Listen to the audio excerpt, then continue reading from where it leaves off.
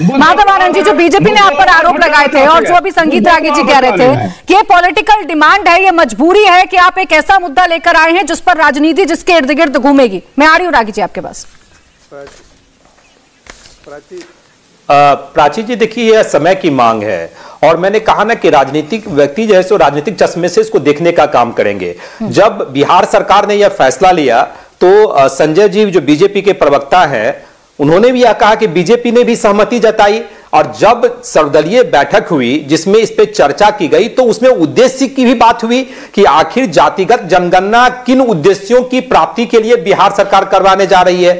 अब उसके बाद आपने सहमति प्रदान करी, सर्वदलीय बैठक में एक बजट पास हुआ और फिर आप कह रहे हैं कि आपके मन में संशय है, दुविधा है। अरे भाई, आपके मन में संशय दुविधा इसलिए है क्योंकि आप वोट बैंक की राजनीति कर रहे हो, हम लोग वोट बैंक की राजनीति नहीं कर रहे हैं। और आदरणीय नीतीश कुमार जी इतने लंबे वर्षों तक बिहार वासियों की सेवा कर रहे हैं तो किसी जाति विशेष के कारण नहीं कर रहे हैं। ये जो है ना जमात की राजनीति कर रहे हैं, जाति की राजनीति नहीं करते हैं। समाज के सभी वर्गों का उनको आशीर्वाद प्राप्त है। ये सिर्फ एक छोटे से बेडरूम से मशरूम की खेती करके महीने का 50,000 कमा रही हैं। मशरूम खेती सीखनी है तो फ्रीडम ऐप को अभी डाउनलोड कीजिए। जब केंद्र सरकार ने जब ईडब्ल्यूएस कोटा लाया तो जनता दल यूनाइटेड ने इसका समर्थन करने का काम किया क्योंकि हम लोग जो ना किसी वर्ग के विपक्ष में नहीं है। समाज के सभी वर्गों का विकास हो, चाहे वो सवर्ण जो अग्रणी जाति है वहां भी जो पिछड़े लोग हैं उसका भी समुचित और सर्वांगीण विकास हो। और केंद्र सरकार ने जब बिल लाया तो हम लोगों ने इसका समर्थन करने का काम किया था। तो यह हम लोग की मानसिकता और उद्देश्य को दिखाता है। लेकिन बीजेपी की छटपटाहट है। बीजेपी चूंकि वोट बैंक की राजनीति करती है, वो समझ रही है कि भाई कि इसका क्या परिणाम, वो अपने आकलन कर रही है। लेकिन मैं संजय जी को एक बात कहना चाहता हूं, आप उस आकलन में मत जाइए। बिहार लगातार प्रगति कर रहा है और जब वैज्ञानिक रूप से जुटाए गए आंकड़े होंगे तो और तेज गति से प्रगति होगा। और जो हमारी मांग है कि बिहार को विशेष राज्य का दर्जा मिले, जो केंद्र सरकार अभी तक नहीं दी है, और आदरणीय नीतीश कुमार जी ने तो कहा है कि हम लोग इसको प्रकाशित भी करेंगे और केंद्र सरकार को भी जैसे एक कॉपी देने का काम करेंगे कि देखिए कि ये समाज में कौन कौन वर्ग लोग पिछड़े हैं और जब केंद्र योजनाएं चलाती है तो इस पे विशेष ध्यान देने की आवश्यकता है। संजय सिंह जी, ये तो सब वर्गों का ख्याल है जो माधव आनंद जी कह रहे हैं। आप लोग इसे राजनीतिक चश्मे से देखना बंद कर दीजिए। आपने तो समर्थन भी किया था ना जब नीतीश कुमार आपके साथ सरकार में थे और जब ये मुद्दा उठा था तो आप लोग तो साथ थे, तमाम राजनीतिक दल साथ थे। देखिए प्राची जी, 1931 के बाद देश में कभी जातीय जनगणना नहीं हुई। क्या देश में विकास नहीं हुआ? दक्षिण के कुछ राज्यों ने जातीय जनगणना कराई, क्या उसका फायदा उनको मिल गया? 2011 में मनमोहन सिंह सरकार ने सामाजिक आर्थिक सर्वेक्षण कराया, फिर उसको सार्वजनिक क्यों नहीं किया? उसकी कठिनाइयां सब लोग जानते हैं। नीतीश जी को पता है एक शगुफा है और मकसद क्या है, कहीं पे निगाह है कहीं पे निशाना। हमारे मन में संशय क्यों है? क्योंकि आपके साथ तो सहयोगी दल है जिसने भूरा बाल साफ करो का नारा दिया था, जिसने सामान्य वर्ग को आरक्षण देने का खिलाफत किया था। और जब बीपी सिंह ने मंडल कमीशन लागू किया तो हम तो उनके समर्थन में थे। हम कहां विरोधी हैं? गरीबों को, पिछड़ों को, दलितों को मुख्य धारा में लाया जाए। हम तो अंत्योदय के लक्ष्य के लिए काम करते हैं। आप बीच में मत बोलिए ना, मैं बोल रहा था तो। अरे झूठ बोल रहे हैं। किसने विरोध किया? सदन, दोनों सदनों में, संसद के दोनों सदनों में समान वर्ग को 10% आरक्षण जब दिया जा रहा था, उसका प्रस्ताव आया था तो राष्ट्रीय जनता दल ने विरोध किया था। भूरा बाल साफ करो का नारा दिया था और बिहार में जातीय अनुवाद पैदा करके जातीय हिंसा में आपके लोग और नीतीश जी को पता चल गया है आदिवासी विरोधी बिहार में भारतीय जनता पार्टी से लड़ने के लिए उनके पास एकमात्र हथियार है, केवल है जाति का हथियार। और ये दोनों मिलकर के बिहार को उसी दौर में धकेलना चाहते हैं जब बिहार में जाति के आधार पर हिंसा होता था, जाति पूछकर लोगों को प्रताड़ित किया जाता था, जाति पूछकर पदाधिकारियों की पोस्टिंग की जाती थी। संजय जी, शर्म नहीं आती है? शब्दों की मर्यादा का ध्यान में रखिए, शब्दों की मर्यादा ध्यान में रखिए। क्या बोलते हो? कितना झूठ? आप सर्टिफिकेट देंगे किसने जरा दिया था मुर्दाबाद साफ करने का? क्या आपने सामान्य वर्ग के आरक्षण का विरोध नहीं किया था? संजय सिंह जी रुकिए एक सेकंड नवल किशोर जी और संजय सिंह जी एक सेकंड। संजय सिंह जी देखिए, या तो आप साथ हो सकते हैं या तो आप साथ नहीं हो सकते हैं, लेकिन अगर आप बीच में झूलते हुए नजर आएंगे तो सवाल पूछा जाएगा। या तो आप एक सुर में कह दीजिए कि जातिगत जनगणना ठीक है, या तो आप कह दीजिए कि देखिए ये गलत है। जनगणना के खिलाफ नहीं है, लेकिन इनको जो मंशा है वो ठीक नहीं है। सवाल मंशा को लेकर। मंशा आप लोग कैसे भांप लेते हैं सर? ऐसा कौन सा आपके पास औजार है जिससे आप लोग मंशा भांप लेते हैं? विपक्ष आपकी मंशा भांपता है और आप जो है बिहार सरकार की मंशा भांप रहे हैं। नवल किशोर में रहे हैं, देखिए तब आवाज उठा लेते सर तो ये नौबत नहीं आती। सत्ता का स्वाद इतना मीठा लगता है कि आप तमाम लोग कॉम्प्रोमाइज करने लग जाते हैं। नवल किशोर हम तो बिहार को जंगल राज से निकालने के लिए इनके साथ गए थे, नीतीश जी के साथ। सुनिए ना, घबराते क्यों हैं? मैं समझ रहा हूँ आपकी बेचैनी क्या है। आप सुन लीजिए पहले।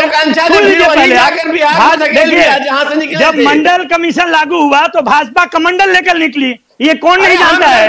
ये मंडल विरोधी लोग हैं उसी समय से। अभी भी ये दोहरी बात करते हैं। बिहार में कहते हैं, बिहार में सुन लीजिए, अरे इनको चुप तो कराइए। संजय सिंह जी सुन लीजिए, चुप हो जाइए। संजय सिंह जी आज जी बोलने दीजिए, उनका पक्ष आने दीजिए प्लीज। बाकी मेहमान भी हैं, फिर समय इससे किल हो जाएगा। सर एक सेकंड रुक जाइए। नवल किशोर जी देखिए, पहली बात तो ये संजय जी झूठ बोल रहे थे। उनको बताना है कि वीपी सिंह ने जब मंडल कमीशन लागू किया तो कमंडल लेकर भाजपा निकली। सुनिए ना पहले। संजय सिंह जी सुन लीजिए सर। आप क्यों संजय सिंह जी मंडल कमीशन लागू, संजय सिंह जी हम सरकार के समर्थन में थे। बिहार में सरकार जब बिहार में अति पिछड़ों को आरक्षण मिला और नीतीश कुमार ने पंचायती राज में पिछड़ों अति पिछड़ों। ठीक है सर, आ गई आपकी बात। संजय सिंह जी आप तमाम जातियों के हितैषी हैं, आपकी बात आ गई। अब मैं नवल किशोर जी को सुन लूं जरा। बीच में प्लीज डिस्टर्ब मत करिए सर। नवल किशोर जी बात रखिए अपनी। जी प्राची जी, दो तीन बात बहुत स्पष्ट है। जो चूंकि ये झूठ बोल रहे थे इसलिए मुझे बीच में बोलना पड़ा, अन्यथा मैं नहीं बोलता। पहली बात कि वीपी सिंह ने मंडल कमीशन जब लागू किया, फिर वही बात। हरिश्चंद्र है और अरे झूठों के सरदार हुआ, जेल में सजा काट रहे हैं, बेल पर है।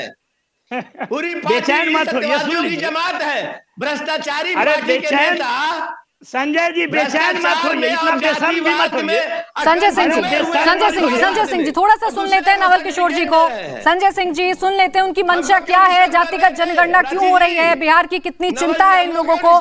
जानने तो दीजिए ना सर, तब तो सवाल खड़े करिएगा। जानने तो दीजिए कि आपके आरोपों पर ये क्या कह रहे हैं। नवल किशोर जी देखिए, मैं दो तीन बात बहुत स्पष्ट तौर से इनको बताना चाह रहा था। ये सुनना नहीं चाहते हैं क्योंकि पढ़ते नहीं है। इनको मालूम होना चाहिए कि वीपी सिंह ने जब मंडल कमीशन फिर वही बात। अरे कहाँ, अरे मानसिक रूप से खत्म हो क्या? मैं आपके नेता मानसिक रूप से बीमार हो क्या?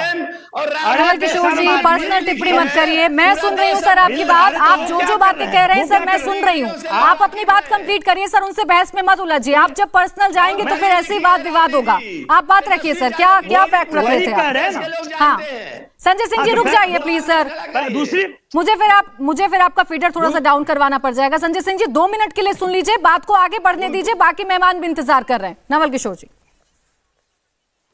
देखिए, दूसरी बात यह है कि देश के कई सदनों ने, विधानसभा ने पारित करके, रेजोल्यूशन पारित करके केंद्र सरकार को सूचित किया। उसमें उड़ीसा है, तेलंगाना है, कर्नाटका है, महाराष्ट्र है। ये बिहार ने जब किया तो बिहार में तो सारे दलों एक साथ गए।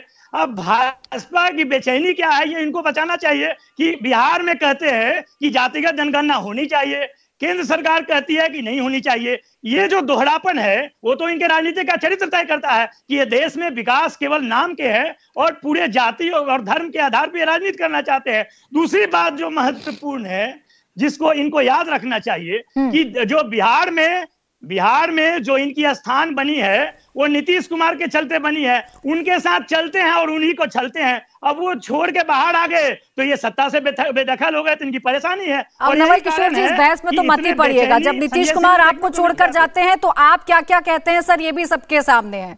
तो इस बहस में तो मत ही पड़िएगा। नीतीश कुमार तो बारी बारी से सबके साथ ही रहे हैं। ये सिर्फ एक छोटे से बेडरूम से मशरूम की खेती करके महीने का 50,000 कमा रही हैं। मशरूम खेती सीखनी है तो फ्रीडम ऐप को अभी डाउनलोड कीजिए। तो आप भी बोलते हैं, अब वो आपके साथ हैं, दोनों सत्ता का स्वाद चख रहे हैं, तो आपको नीतीश कुमार अच्छे लग रहे हैं।